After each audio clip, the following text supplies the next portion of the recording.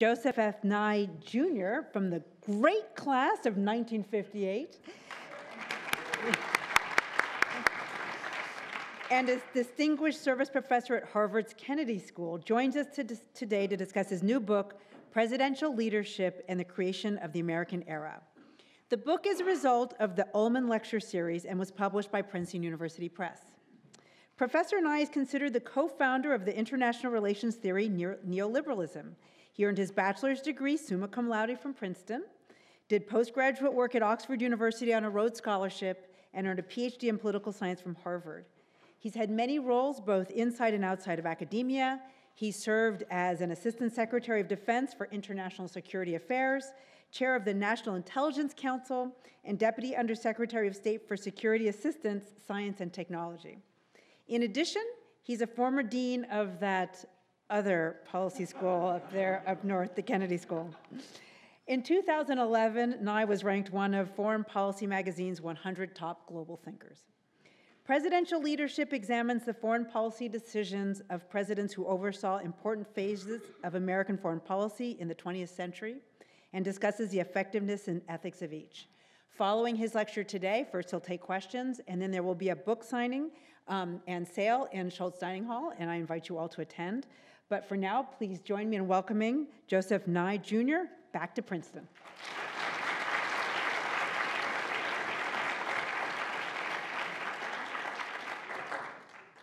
Thank you very much, Cece. It's always a pleasure to be back at Princeton and to see friends of long standing. And it's particularly nice to be able to hear here in the second year of the new administration of Dean Rouse. Nice to see an institution which I am very fond of be in such good and able hands. I must say that that other institution that you mentioned always used to say our biggest competition was the Woodrow Wilson School. So I'm glad to see, as an alumnus of the Woodrow Wilson School, I'm glad to see it doing well, but don't do too well. I'm going to talk today about patterns in history. If you're coming expecting a historian's lecture with all the footnotes and detail and sort of the nuances and so forth, I'm afraid you're going to be disappointed. I'm going to treat some larger patterns in American history. And there's always certain danger of trying to discern patterns. You all know the story of the fellow who went to the racetrack on May 5th, and he thought to himself, I'm here on 5-5. I'm going to bet on the 5th horse in the 5th race. And he did, and you know what happened? Came in 5th. So there's a little danger that as I simplify history this afternoon, I may be in the same position of that fellow who was betting on May 5th. But what I want to do is try to engage you in the two questions, which I puzzle. One is, how did America become the world's only superpower? If you look at the situation, let's say 100 years ago, or at the beginning of the 20th century, you'll notice that the United States was a second-rate power. We were not one of the great powers in the world.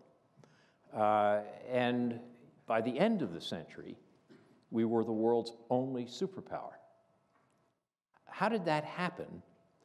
And did it make any difference who was president? In other words, do leaders matter or not matter? Now, that's a question that nobody has fully answered. If you remember your Tolstoy War and Peace, Tolstoy said, history is determined by larger forces, and the individual is just adrift on this sea, or this torrent, if you want. That was in the age of Napoleon.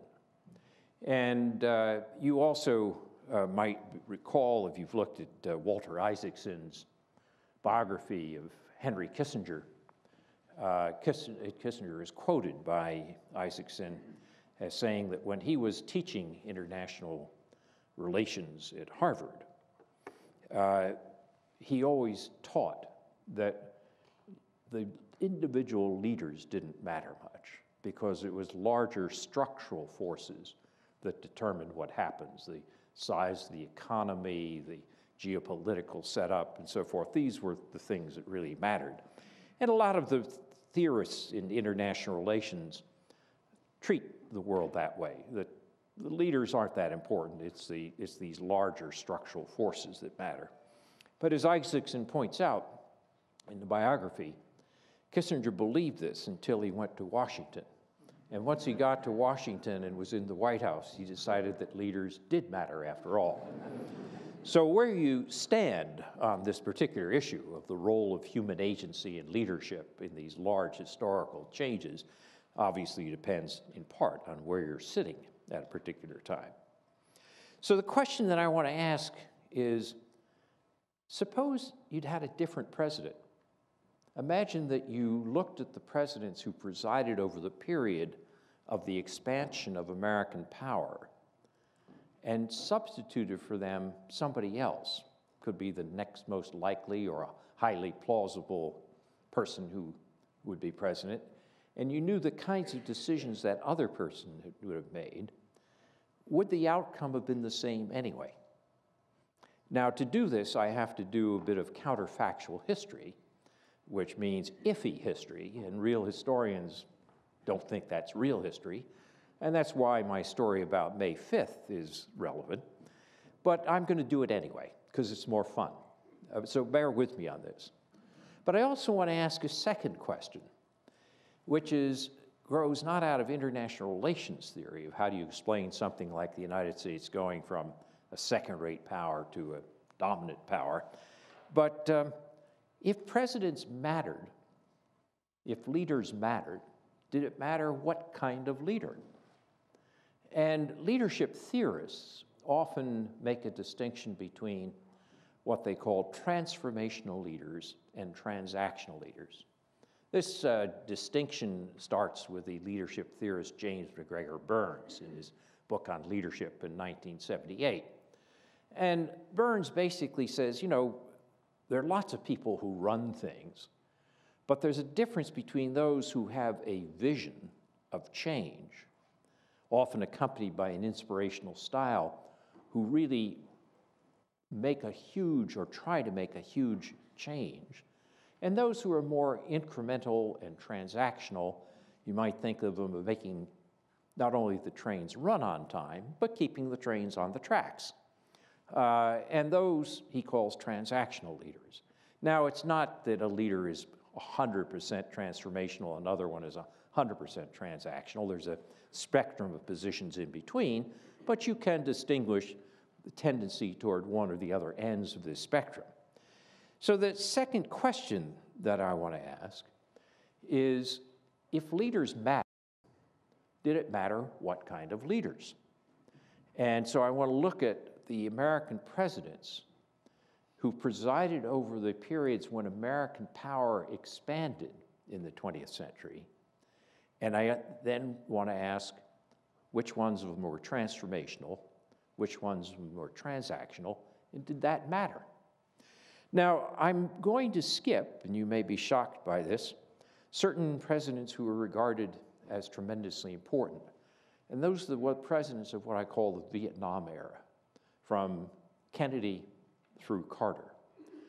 And the reason is because I think American power actually did not increase during that period, but decreased because of self-limiting actions we took. It's a longer story. You'll have to read the book to get the answer. But the short form of it is that if you look at Kennedy and then Johnson getting us involved in Vietnam, it was a deep mistake, which I think set back American power. And if you look at Nixon and Kissinger, when they came into power, trying to cope with Vietnam, they believed the United States was in decline. And their strategy was to cope with what they saw as a multipolar world with America in a declining position. And Carter was left in the aftermath of the Nixon, Ford, Kissinger period with trying to develop a strategy, which many people would say he never quite did.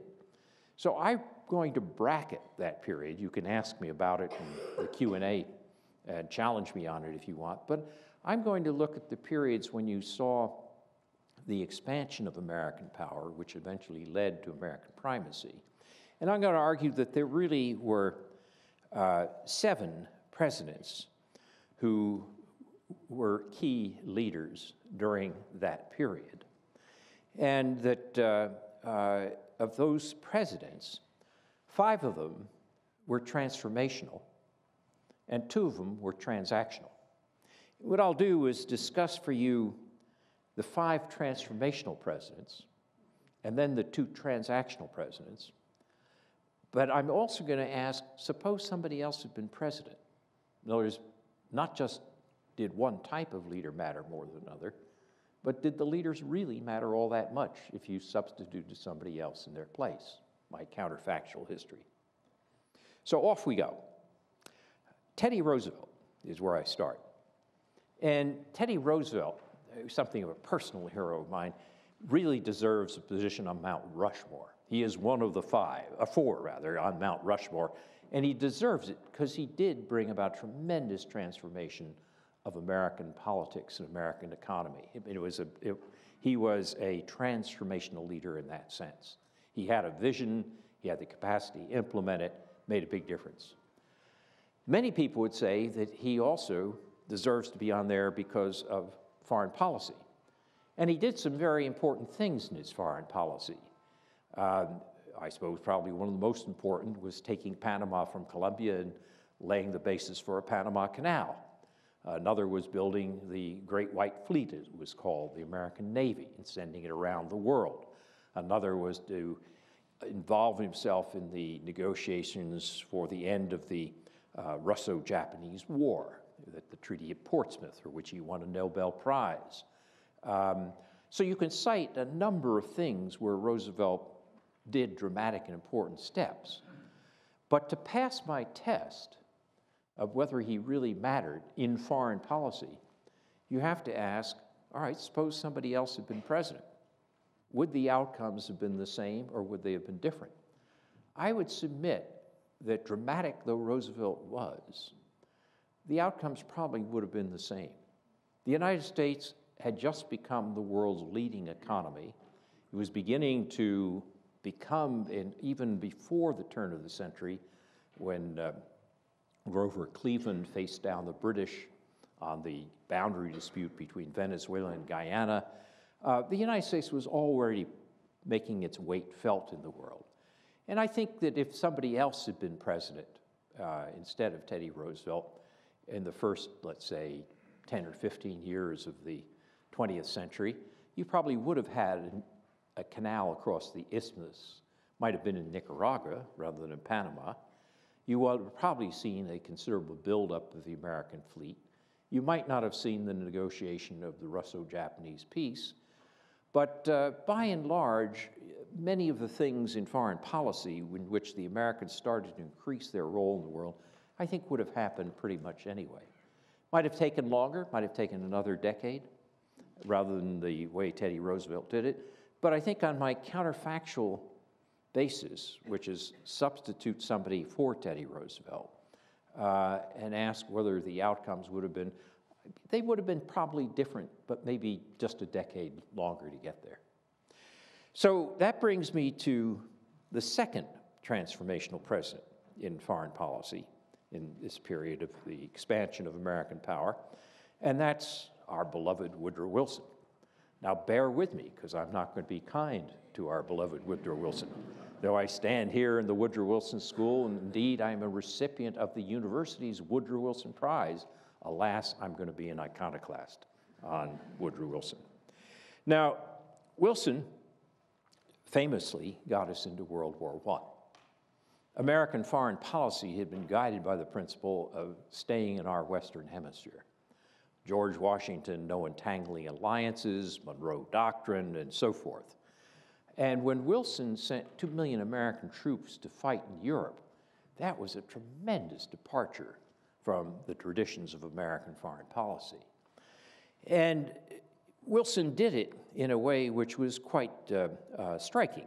He developed his 14 points, which included a plan for a League of Nations, which was going to change the world, It was a big, big change in American foreign policy, precipitated in the particular by the Germans' resumption of unrestricted submarine warfare, in which Wilson basically had choices. One option he had was to put up with it, take the status quo.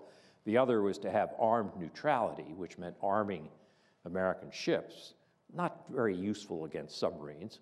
And the third was to basically go in and transform Europe, to change the way Europe was organized. And that's what he chose to do.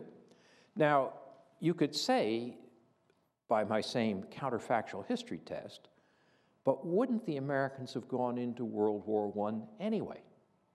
Suppose somebody else had been president. Suppose Teddy Roosevelt, who ran against Wilson in 1912 and lost, indeed he's the reason Wilson became president, was that Roosevelt broke his vow not to run again, undercut his protege Taft, made Wilson president. Suppose Roosevelt had been president in 1916. Wilson, of course, ran in 1916 on the premise and on the promise that he had kept us out of war. Within a few months after he's reelected, he has an extraordinary change of getting us deeply involved in war. But if Roosevelt had been president, we might have been in the war even sooner. Roosevelt kept complaining about how dilatory Wilson was in getting us into the war. He wanted to get out there and do it sooner. After all, the war had started in 1914, and Wilson kept waiting around, dithering, and Roosevelt was quite angry with him for that. So you could argue that maybe Wilson wasn't so important as a leader because Roosevelt or another president, leader in his place, would have gotten us into the war maybe even sooner.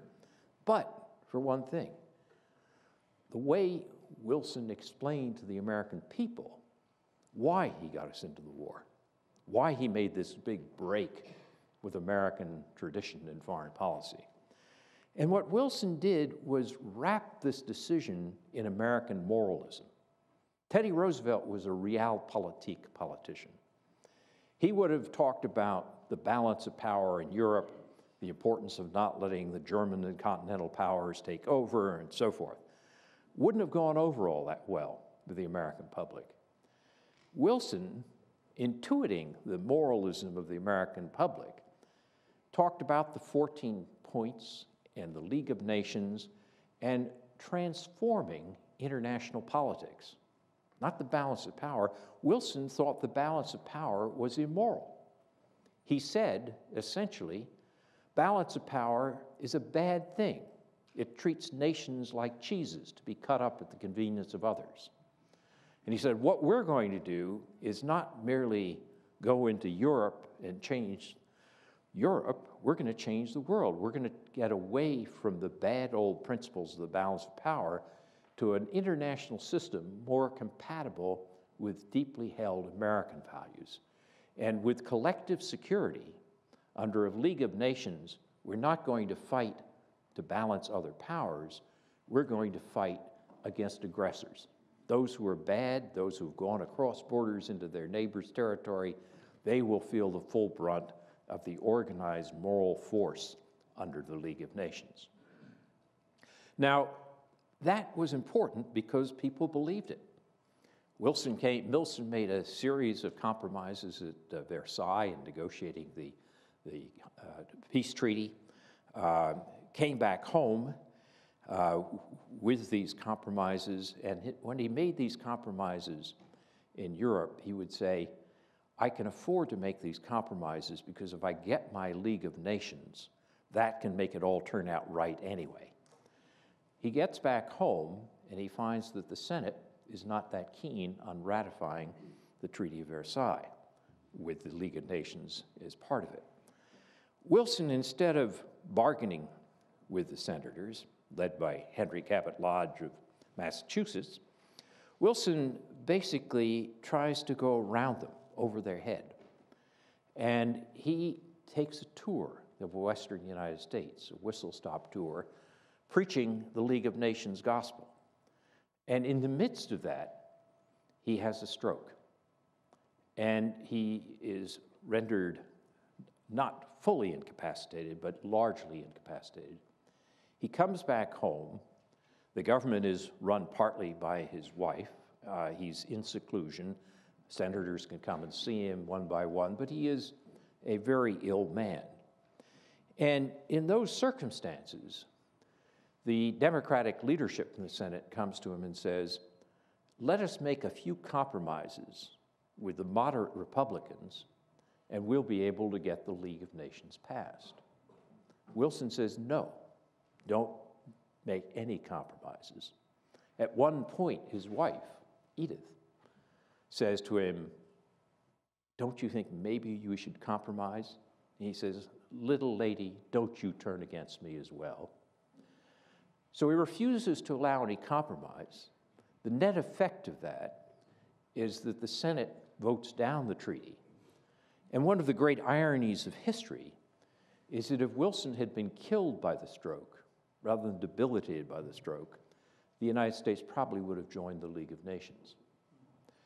So here's a leader who mattered, but in the wrong direction. In that sense, he was transformational, but not in the direction that he tried to transform the world. And one of the interesting things is the effect of this effort. Wilson brought the American people to accept the entry into Europe by his moralistic stand.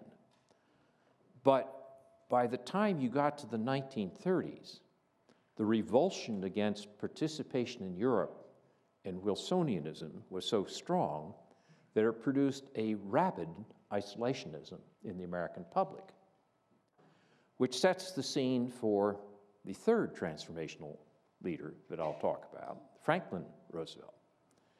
Now, Franklin Roosevelt runs in 1932 thinking about the domestic economy. He's not going to, he's 1/4 of the people out of work. He's not going to think much about foreign affairs.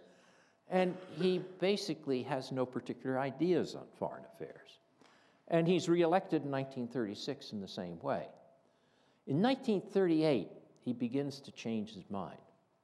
After the Munich Agreement, which he supports publicly but thinks was wrong, and after Kristallnacht in Germany, with the shattering of the storefronts of Jewish merchants and so forth, Roosevelt decides that this fellow Hitler is a threat to us, even over here in our Western Hemisphere, that if he controls all of Europe, he eventually won't stop there. He'll be coming to get us as well. So Roosevelt says, I have to do something to alert the American people and to get them to realize the threat that's growing. So he tries a few speeches. Remember, this is the man who was famous for his fireside chat, who was able to charm the American people into following him. He tries a few speeches gently about getting involved in Europe, and he has his ears pinned back. The American people want nothing to do with it. And at one point, Roosevelt turns to one of his chief aides, his speechwriter, and says, what do you do if you're the elected leader in a democracy and you look over your shoulder and nobody is following? Well, what did Roosevelt do? Two things. First of all, he decided to have events educate the American people. And he wasn't above a little bit of lying to make that possible. So, for example, when an American destroyer named the Greer attacked a German U-boat, Roosevelt described it to the American people as a German U-boat attacking the Greer.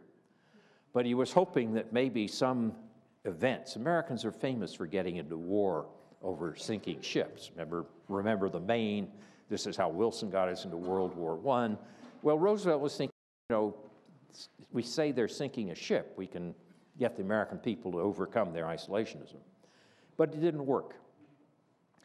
And the only thing that helped Roosevelt get us into World War II, which was again a huge step in terms of the American change in its role in world politics, the only thing that did this for him was the Japanese attack at Pearl Harbor and Hitler's mistake in supporting his Japanese ally by then declaring war on the United States. which allowed Roosevelt to focus on the threat from Europe. Now, does that mean then that Roosevelt was an important leader? If with all his skills, he wasn't able to get the American people to follow him, and the only thing that saved him was his enemy outside the system, Japan, attacking us, why would we call him an important transformational leader? Maybe this is just a cipher in history. But the answer is no. What Roosevelt did was prepare for the situation where events might educate the people. And he prepared by building up the defense budget, instituting a draft, providing destroyers for bases for trying to keep Britain alive, and then, of course, the famous Lend-Lease program, trying to keep Britain alive. All these steps he justified as keeping us out of the war to defend the Western Hemisphere. He even sent troops to Iceland at one point, and when people asked him, how can you do that? He said, that's the first place to defend the Western Hemisphere. Look at your maps and figure that one out. But in any case, the important point about Roosevelt was here's a leader thwarted by his followers, but who finds ways to get his followers to prepare for what to do if events essentially prove him to be right. Now you say, yes, but somebody else was president, use your own counterfactual history test, same thing would have happened, wouldn't it? Well, no, imagine that instead of running against Wendell Willkie, a moderate Eastern internationalist Republican in 1940, imagine that Roosevelt had run, as the novelist Philip Roth has suggested that we entertain, against Charles Lindbergh, an aviation hero, who was very sympathetic to Hitler and the Nazi regime, and very staunchly isolationist. Would President Lindbergh have supported a draft, built the defense budget, given Lend-Lease to Britain? Pretty assuredly not. And if you'd had a President Lindbergh coming out of the 1940 election, rather than the re-election of Franklin Roosevelt for his third unprecedented term, I think the world would have looked different, even though it was the Japanese who saved Roosevelt in terms of getting us into the war. So I make the case that Roosevelt was important as a leader, and that he passes my counterfactual test. Now, the fourth of the transformational leaders I'm going to talk about is Harry Truman. Harry Truman, of course, was an accidental president. He was elected to be president basically to bolster the Democratic ticket, Roosevelt's bid for a fourth term in 1944, and he took an extraordinary step. Remember I said Wilson broke a long tradition by getting us involved fighting over there in Europe, outside of our hemisphere. Roosevelt advanced that with World War II. Harry Truman did something even more dramatic. He kept our troops there. Remember George Washington, no entangling alliances? Harry Truman gets us into NATO and the Marshall Plan. So he not only keeps American troops abroad, but they're still there to this day. I mean, this was an extraordinary change in American foreign policy. And you might say, well, does Harry Truman get credit for it? After all, he didn't know much about foreign affairs when he first came into office, and that's true. But he was quite a fast learner. And what's interesting is you go back to my counterfactual history test, and you imagine somebody who might have been president instead of Harry Truman. Would the world have looked different? Well, the plausible candidate would be Henry Wallace. Henry Wallace had been vice president under Franklin Roosevelt in his third term. And Henry Wallace, a genial left-to-center Midwesterner who had a tendency to have, let's say, rosy views of Stalin and the Soviet Union, you could ask, if you'd had President Wallace rather than President Truman, would you have had the Marshall Plan and NATO and the Truman Doctrine before that? I suspect the answer would be no, that it did make a difference that Harry Truman was the president at that time. And finally, under my 5 transformational presidents, transformational in terms of bringing about the change that made America a superpower, the only superpower, let me cite Ronald Reagan. Ronald Reagan is often given credit for ending the Cold War. That's probably not a correct assessment historically. If you ask why did the Cold War end, why did the Americans prevail over the Soviet Union, it probably has more to do with what was happening inside the Soviet Union. And the truly transformational leader here was Mikhail Gorbachev. Gorbachev began to realize that the Soviet Union wasn't coping with what's sometimes called the Third Industrial Revolution, the information revolution, the extraordinary development of computers and technology that follows after Moore's Law in the 1960s, and that the Soviet Union is going to fall behind. And so he says, we have to make major changes if we're going to keep up. So he tries what is called perestroika, meaning restructuring. He's going to reorganize the bureaucracy, make this place more efficient. Central planning continues, but with a lot of reorganization. Well, the bureaucrats say, no, we're not going to disrupt the system that way. And so Gorbachev says, okay, if the bureaucrats won't follow orders from on top, I'll light a fire below them. I'm going to start a second strand called glasnost, or openness. I'm going to allow public to criticize the bureaucrats and get a fire under them that way. The only problem is when you ask the Soviet public what they wanted was out. And what you found was that Gorbachev, in trying to light this fire under the bureaucrats and trying to make these major changes by opening up, basically began the undercutting of the system.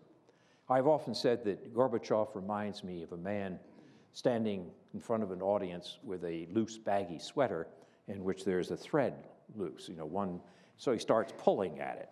And before you know it, he's standing there with no sweater at all. And that essentially is what happened to Gorbachev. He wanted to be a transformational leader. He was, but he transformed things in the opposite direction of what he intended.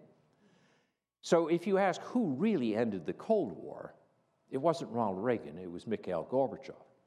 But what Reagan deserves credit for, and people don't give him enough credit for this, is not his rhetoric, not the Mr. Gorbachev tear down this wall. That was something, but it wasn't the key. What was critical about Reagan is he knew how to couple tough rhetoric with concrete bargaining. He goes to Geneva in 1985. He meets Gorbachev, and he says, I can deal with this man. I can cut deals with him.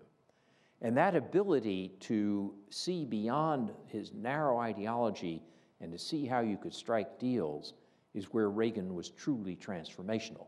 He begins, in that sense, the unwinding of the Cold War. He doesn't end it, and without Gorbachev, it couldn't have happened. For example, if you want to play counterfactuals on the other side, on the Soviet side, imagine that Andropov, who was the former KGB leader and who died and set the scene after one feeble leader for Gorbachev's succession, he died of kidney disease.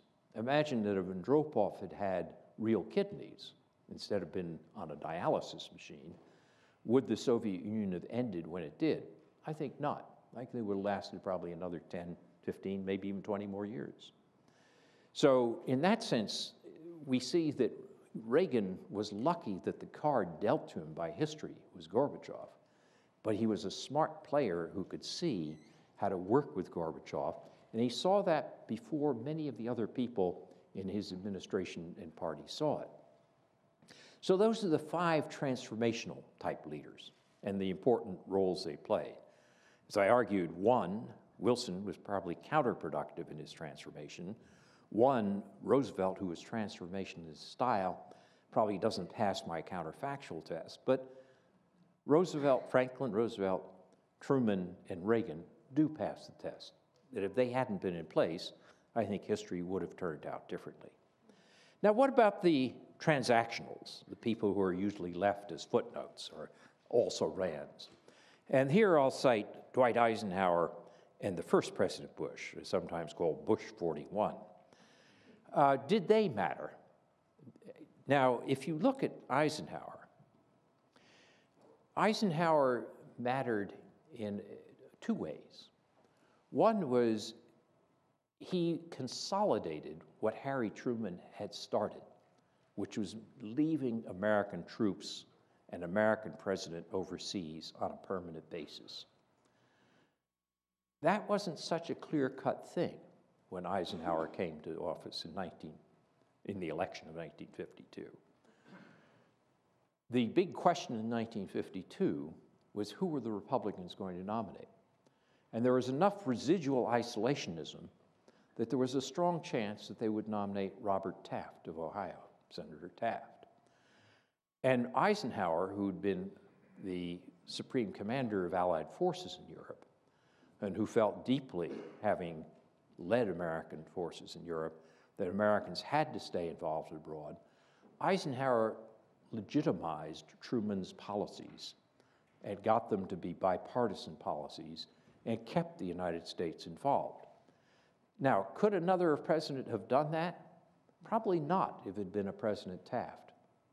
Maybe if it had been, let's say, a President Dewey or Wilkie or somebody of that sort, but an open question. So he probably mattered in that sense, but he mattered in another sense, which I think is extremely important that people don't pay enough attention to. Twice or more, the Joint Chiefs of Staff came to Eisenhower and said, you have to use nuclear weapons against the Chinese. And Eisenhower, having the experience that he had in the military and having the confidence that came with that, said to them, no, you must be crazy to think we'll use this on Asian boys again within 10 years.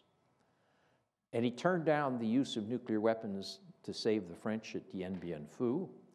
He turned down the use of nuclear weapons again to save the offshore islands of Quemoy and Matsu when the Joint Chiefs told him that we couldn't protect them with conventional forces. And he was able to pull it off. Now, if you ask, did it make a difference who was president at that time? Think how different the world would have been if we had used nuclear weapons within 10 years of Hiroshima, and that it had become normal to use nuclear weapons in wars, including small wars. It'd be a very different world instead of the world we live in today, which has had a taboo against the use of nuclear weapons for 70 years. So Eisenhower, I think, gets a lot of credit for that action as well as the consolidation of Truman's containment. And you say, yes, but surely if we'd had a different president, we would have had the same outcome, refusal to use nuclear weapons. Not so clear. There was another World War II general who wanted to be president on the Republican ticket in 1952, MacArthur. And if MacArthur had been president, you probably would have used nuclear weapons. After all, he had already recommended the use of nuclear weapons in the Korean War. So I would argue that Eisenhower mattered both in consolidation of the containment, but also in refusal to use nuclear weapons. Now that brings me to the last leader, and the second of the two leaders who was transactional, and that's Bush 41, or George H.W. Bush. George H.W. Bush famously said, I don't do the vision thing. He was deliberately non-transformational. He basically felt that you did practical solutions to problems, you didn't sketch large visions. And in that sense, Bush 41 was very important. He presided over a fantastic transformation of world politics. At the beginning of his administration, the world was cleaved by a Berlin Wall, a physical wall, an Iron Curtain, And Bush, in the process of 2 years, sees that Iron Curtain overcome, the Berlin Wall come down, and Germany reunited, but not just reunited, but reunited within NATO. And if you'd asked anybody to predict in early 88 or early 89, could you imagine a world in 2 years in which, with 400,000 Soviet troops in Eastern Germany, fierce resistance to losing the Berlin Wall, that within 2 years of adept diplomacy, you could have seen the wall down, Germany reunited inside NATO? Most people bet not. And indeed, some actively worked against it, including Margaret Thatcher. And in that sense, George H.W. Bush was transactional. He presided over a transformation, but it was larger historical forces that were transforming the world. He had the good sense and the capacity to play that so that it didn't go off the rails. And that was extremely important. Indeed, to give you an example, when the Berlin Wall goes down in 1989, November 1989, people are saying, in Bush's party and other Americans are saying, we should really celebrate this. This is a huge, huge propaganda victory for the United States, that this wall has now gone down. And Bush's response was, I'm not going to dance on the wall.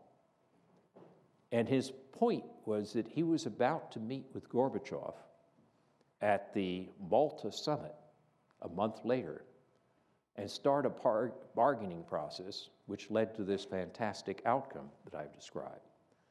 So the fact that Bush didn't dance on the wall was, again, something of tremendous importance, whereas another president almost certainly probably would have succumbed to the temptation to have done so. So I would argue that we learned a couple of things from that. One is that when we go back into history, we should never neglect the importance of non-events. And when we look at events, we have to ask, what about the non-events? Or if you want, you can say it's the Sherlock Holmes principle. Always pay attention to the dogs that don't bark as well as those that do. And in that sense, both Eisenhower and George H.W. Bush were quite extraordinary in the non-events that they presided over. Non-events of nuclear weapons, non-events of risking confrontation on the end of the Berlin Wall. And the other thing that it tells us is that you can make a huge difference in history by being a transactional president as well as being a transformational president. 3 of my 5 transformational presidents mattered, as I've tried to demonstrate. But 2 of my 2 transactional presidents mattered. Now, this is too small a sample to draw any major political science conclusions from, but what it can be used to do is to falsify. And the falsification is the leadership theorists who say that transformational is better than transactional. No, the answer is transformational may be better in some circumstances, transactional may be better than others. But the general preference that we have for transformational leaders, I think, can be falsified by this little sketch of history. Now, don't get me wrong, I'm not against transformational leaders. There's some contexts and some situations where it's extremely important. The fact that Nelson Mandela came to power in South Africa at the end of the horrors of apartheid was extremely important. It would have been so natural for most leaders to have chosen revenge. Instead, Mandela chose reconciliation. That made all the difference in the world. That type of leadership made all the difference in the world to what we have seen in South Africa. But notice the point that I made, that whether a type of leader, transactional, transformational, is better, depends on the context. And one of the things we have to think about when we look at foreign policy is the extraordinary complexity of the context. What you have in foreign policy is not only simple politics of one nation, but politics of couple of hundred nations with different political structures, with different political cultures. And then in addition to the complexity of these different cultures, you have the problems of the interaction effects of an international system as a whole. That means that a first rule of prudence in international relations and foreign policy should be to follow the Hippocratic Oath. Above all, do no harm. That means that grand schemes or visions that transformational leaders we have to be cautious about them unless we know that they are suited to the context and can work. An example of this, I think, is to look at the two Bush presidents, Bush 41 and Bush 43. You'll never have a better natural experiment, genetically speaking.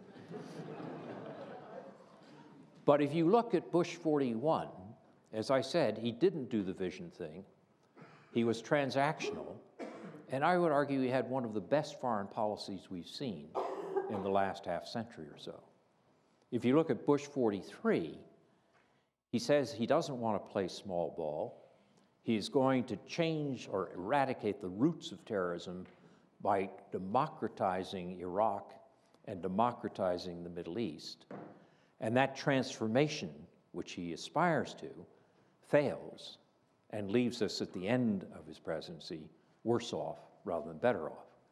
So I think you can contrast the two Bushes as the transactional father, having one of the best foreign policies, the transformational son, one of the worst foreign policies.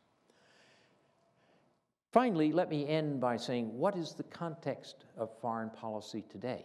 What is international relations going to look like?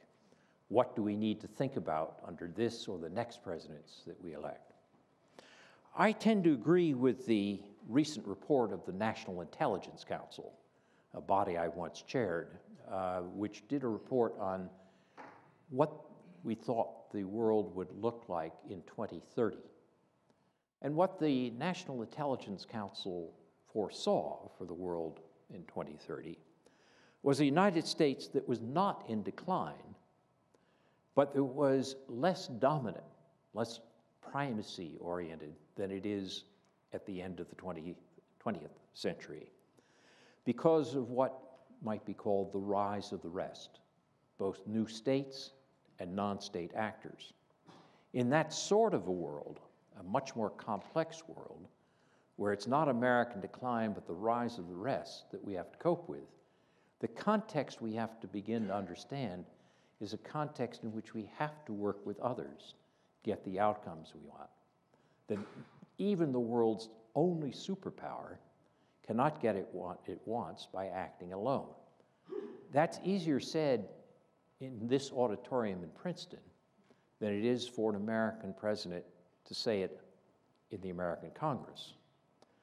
There is still a very strong strand of belief in sovereignty, of American primacy, of our ability to do whatever we want and others we don't have to worry about the others, and educating the American people that in fact the world's only superpower can't get what it wants acting alone is going to be the task for good transactional or transformational leadership in the rest of this century.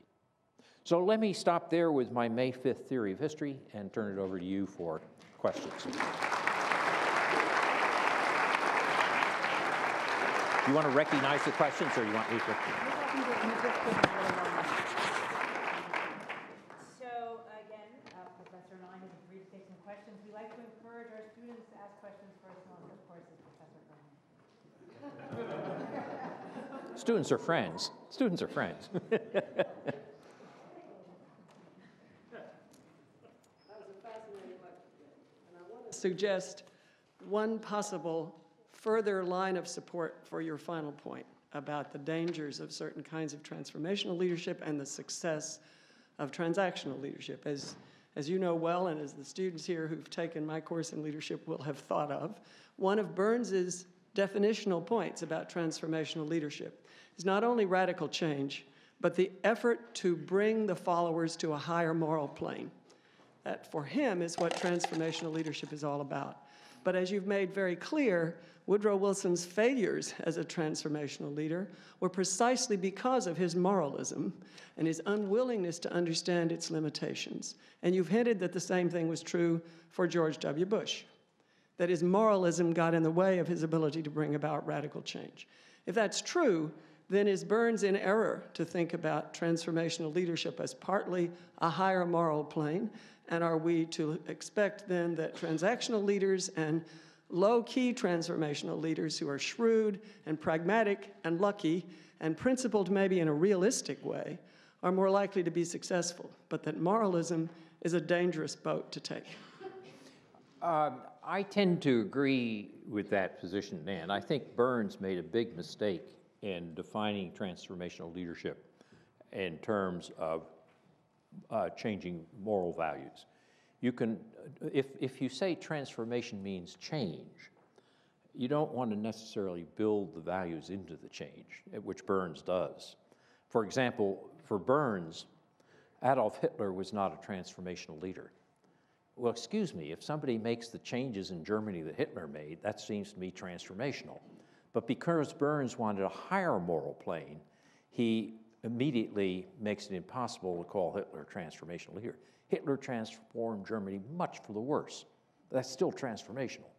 So I think Burns's definition is a mistake, and I think it's misled and several decades of leadership theorists and led them astray. And I think we have to get over it. I think we have to start thinking of transformational leaders are sometimes very good, sometimes miss the boat. Transactional leaders, same thing. So that's I think that is my answer to it. Well, with President Obama, is he trying to be in Asia with his foreign policy, shifting military transformational? Is that what's the other word? Transformational and transactional. All right. And just one little, I was told once that Nixon, maybe you know this answer, Nixon, all the presidents he admired the most was Woodrow Wilson. Is that true? If you know anything about that, and why? Well, Henry Kissinger in his book on diplomacy points out that Nixon did admire Woodrow Wilson. Wilson left a tradition of thought. In other words, many presidents, Franklin Roosevelt, Nixon, many people, Bill Clinton, admired Woodrow Wilson's ideas. But that's different from being able to implement your ideas. It seems to me if your ideas are followed by 2 decades of failure, which is what happened after Wilson left the White House, you might think of him as a thought leader, but not as an effective policy leader. So I would argue that I often admire Wilson's ideas. I have a little streak of Wilsonian deep down inside me myself, and I at one time was much more enamored of Wilson than I am after I did this study.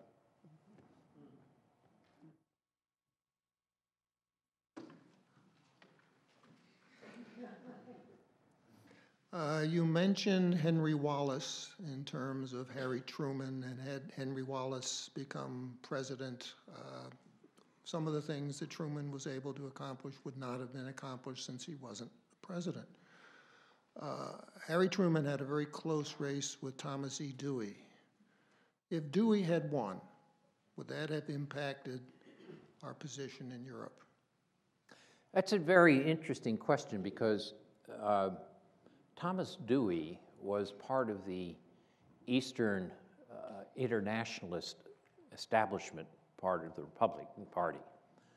And if Dewey had won in 1948, and you remember the famous Chicago Trib headline, "Dewey wins."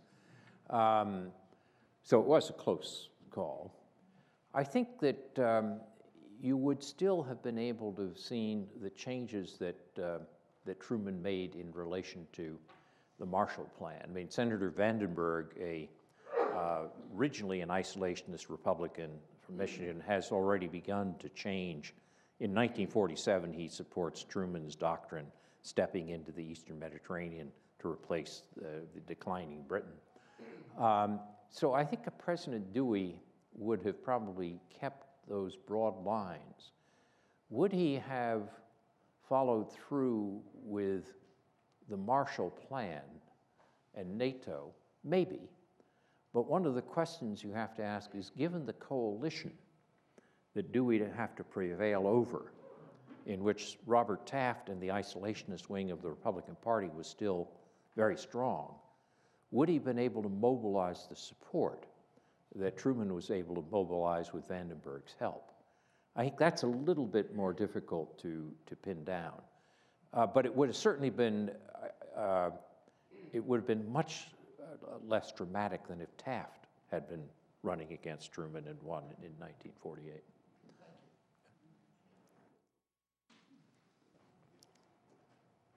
I was wondering if I could ask a bit about your construction of the counterfactuals, which seem to be interesting analytically for the kind of changes that could occur over time, a Panama Canal or a Nicaragua Canal within 10 years. Did you ever worry about the kind of analysis that requires far quicker reactions, a sort of thing like a Rwanda genocide that is come and gone within 3 months, and whether the sort of issues that need to be decided on in far shorter time frames would show up in the analysis that you did? Well, when you do counterfactual history, you need to keep it modest. In other words, if you vary too many things all at once, you can't really control for the thing you're trying to look at. Since I'm trying to look at the importance of leadership, I want to then just move one chessboard, that particular leader, not move all the other pieces. But it can be applied to events which are quick as well as events which aren't quick. The example of the use of nuclear weapons is a case in point. That could have been quite quick. On something like the Rwanda genocide, if you imagine that Bill Clinton had not been president, and that I guess you'd say that Al Gore had been president, or perhaps if a Republican had been president, would the Americans have intervened to stop the genocide? I'm not sure, because one of the problems you have is in that context, the Americans had just gone through the trauma of the Somali expedition. And you remember we put troops in Somalia under George H.W. Bush, and it was a humanitarian venture.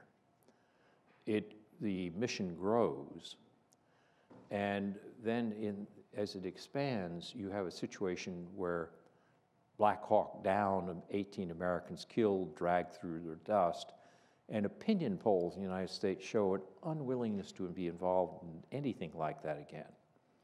And also, it shows that if Bush, counterfactually, had been reelected in 93, rather than Clinton coming in, I don't think his actions of putting the troops in Somalia weren't deep humanitarian actions. They were what you might call shallow humanitarian actions. They were fine, but not at high costs. And if the American public and the American Congress had been deeply opposed to intervention in 1994, I'm not sure that Bush would have overcome that. So if I do my counterfactual, who was the most likely alternative to Clinton in 94?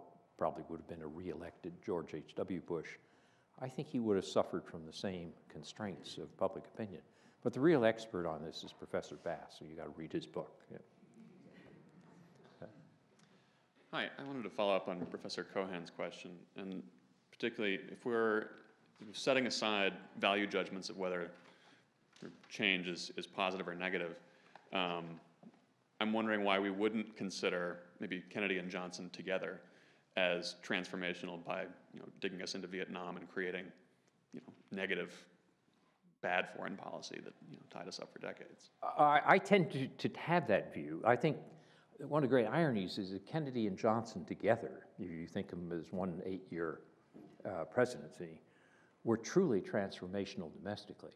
I mean, the Civil Rights Movement and Civil Rights Act, the war on poverty and the various Great Society legislation, these were things that were major transformational actions, and I think, to my view, all to the good. So I think in that sense, Kennedy, Johnson, treated as a unit, deserve credit for being positive transformational actors in American domestic politics. But I think they deserve negative scores for being transformational actors who got us off on a terrible detour, which I think set back American power by a decade and a half in terms of Vietnam. Now, some people will disagree and say, well, it's unfair to treat Kennedy Johnson as a unit because Kennedy would have got us out of Vietnam if he had not been assassinated. That's a very iffy proposition. You can find, I mean, some very distinguished historians like Robert Dallek have speculated on that during the recent celebrations of Kennedy at the time of the 50th anniversary of his assassination. Dallek wrote a piece saying he thought Kennedy would have gotten us out. And people will cite the fact that Kennedy told various people that he would not get in deeper. On the other hand, if you ask what did he do, he increased the American from just a few people to 20,000 in his term. He organized the assassination of President Diem in South Vietnam. And it's not 100% clear that he would have been able to get us out. He never, it's one of those counterfactuals in history which I think we really can't resolve. But if we treat them as one unit, then I think your proposition is correct. True dyed-in-the-wool Kennedy fans will say, oh, your premise is unfair. So we want to make sure we have plenty of time for book signing. So I see there are 4 questions. We'll take one of you guys, 2 of you ask questions, and then you 2 questions together, and then we'll get a response, and then the last. Professor, I wanted to ask you about how you've defined transformational and transactional. You've sort of parsed them out of these presidencies and defined them purely in a foreign policy sense. But you've also mentioned in your response to the previous question about how some presidencies were transformational in a domestic sense, while they were transactional in a foreign policy sense, and vice versa. So I think when we think of presidencies, we think of them as people, and we think of whether they were transformational or transactional holistically. And do you think that it's somewhat problematic in the way that you've tried to parse this aspect of them out and sort of look at their foreign policy self in a vacuum? And related to that, then to what extent is the manifestation of their transformationalness or their transactionalness in the foreign policy arena more determined by the specific nature of the challenges that they face, as opposed to some intrinsic personality trait that they have?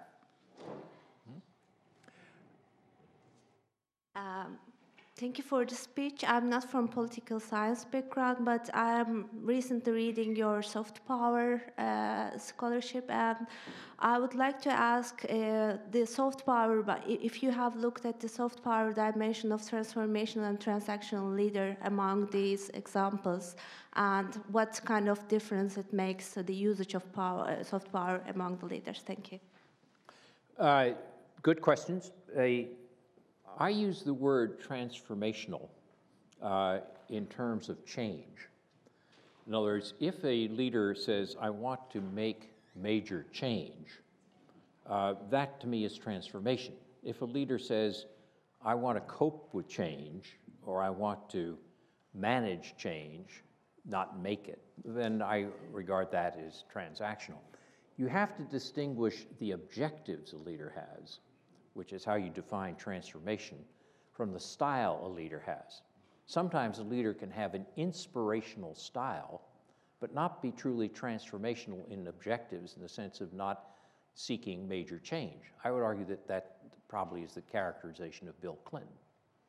Clinton had an inspirational style, great rhetoric, but it wasn't clear that he had a clear idea of change he wanted to make in foreign policy.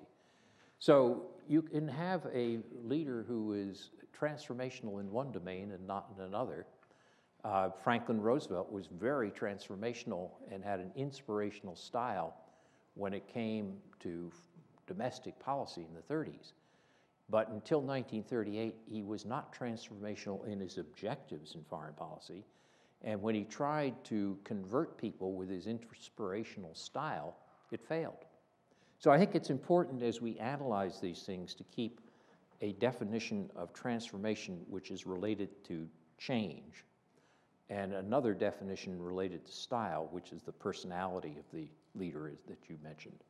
And I think that helps us to sort out some of these differences. On the issue of soft power, which is the ability to get others to do things that you want or get outcomes by affecting others through attraction rather than coercion or payment, very often a person or a leader who is inspirational in style is likely to have soft power. But that doesn't mean that they're naturally going to be transformational.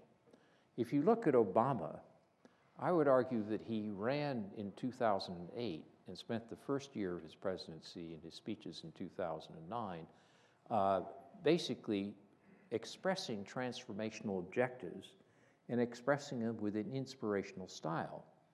But when he was confronted with the complexities of the Middle East, he basically reverted to being transactional, in other words, to keep the trains from going off the tracks. I personally think that's a good thing, though not everybody agrees with that. But I think that, yes, transformational and inspirational leaders often have more soft power at their, that they can beckon. But how they use it and whether they are able to keep it depends a lot on the context. So those are a couple of quick answers. Do you want to do the last two? Yeah. Mm-hmm. Hi, thank you for being here. You alluded a bit to policy prescriptions for future presidents, and I wanted to ask you to speak a little bit more specifically. And specifically, if we take the premise that we're moving into an era of the rise of the rest, and that rise of the rise of the rest, as you mentioned, right, and that American politics tends to favor this idea of a predominant U.S. power. Does that mean that we need a transformational president who will change the way Americans view the U.S.'s role in the world, or do you see an equally important role potentially for a transactional leader? Well, I think if you, sorry, were there two halves of the question? No. Mine is a bit different. Go ahead. I think that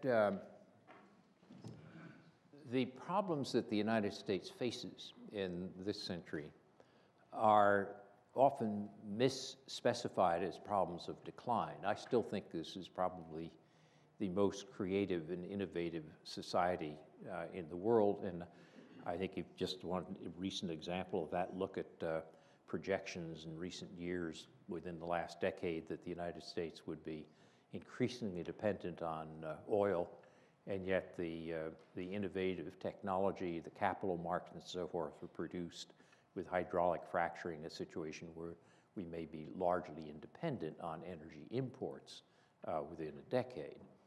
So I would say don't underestimate the United States. But the problem is to think that means we can do what we want and that we don't have to worry about others. If you look at a situation where, just to continue with the example from oil or oil and gas,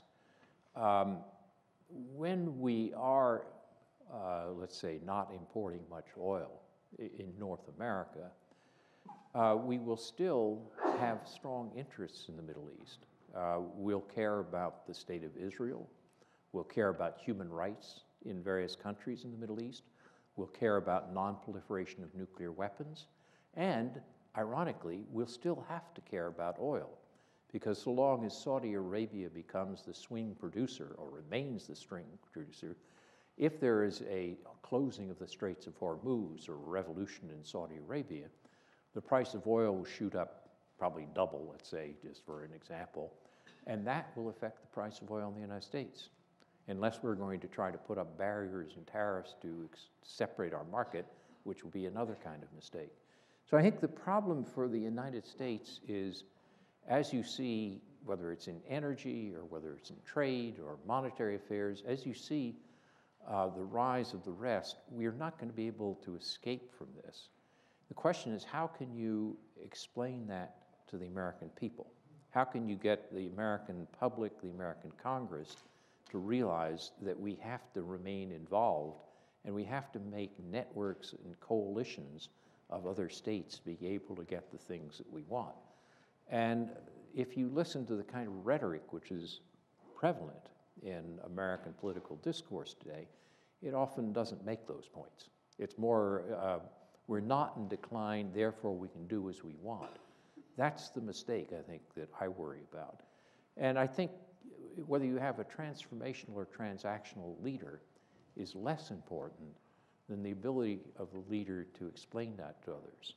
So you're going to have to, for example, if you think of working with China, as China increases its power, you're going to need to have a capacity to balance Chinese power, as we see right now in the Pacific, the role of the Americans vis-a-vis other countries in the South China and East China Sea. But we're also going to have to see that we need to work with China, that if we want international monetary stability, if we want to avoid pandemics, if we want to deal with global climate change, you're not going to do that by containing China. You're not going to do that just with a increase in our naval power in the Pacific. We're going to have to learn how to manage a relationship with China, which is going to be a very complex mix of both cooperation and competition at the same time. And sometimes in our history, we tend to like simple solutions.